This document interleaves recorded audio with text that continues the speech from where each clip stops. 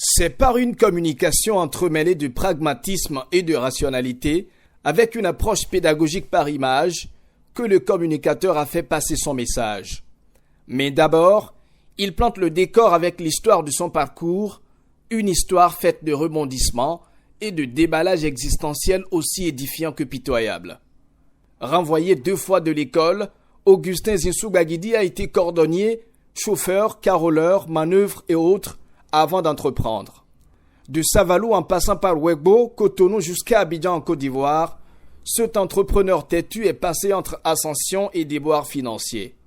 Au total, il a entrepris 14 fois et échoué autant.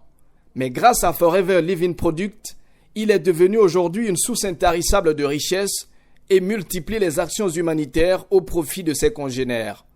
Il vit aujourd'hui en Côte d'Ivoire et trouve nécessaire de venir partager son expérience avec ses compatriotes. Chers amis, regardez le pêcheur. Regardez votre position. Si c'était un parent, qu'est-ce que vous lui direz? C'est sur invitation de celui qui l'a parrainé dans la maison Forever il y a 11 ans qu'il est venu donner cette communication.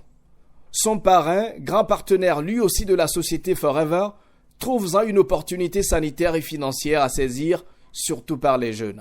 De la même manière que vous sortez dans un supermarché, acheter des produits pour vos soins personnels, c'est de cette même manière que cela se fait à Forever Living Product.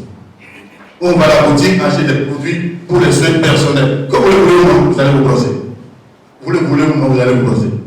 Vous le voulez ou non, vous allez utiliser des savons pour vous laver. Mais le faire dans le système traditionnel, ça n'a jamais rien rapporté.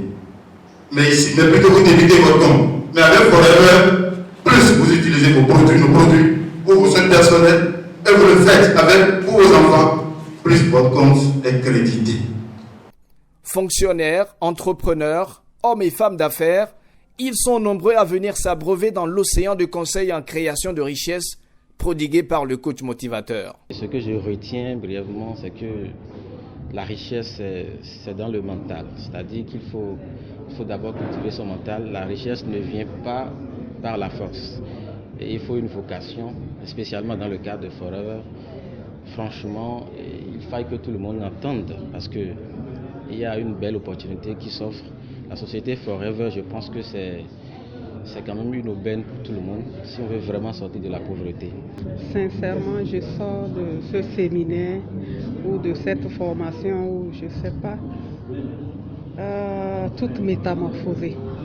Sincèrement, toute métamorphosée parce que j'avoue que j'ai déjà essayé au moins 2 réseaux en place et il y a quelque chose qui a changé en moi à travers cette formation aujourd'hui. C'est quoi déjà? Qu'est-ce qui a changé en moi à travers cette formation aujourd'hui? C'est que j'ai compris qu'il n'y a pas une pression en tant que telle sur soi avant d'être ce qu'on est. Les participants se sont dit métamorphosés par le message de l'orateur. La plupart ont fait leur adhésion à la société Forever pour goûter aux délices de la richesse.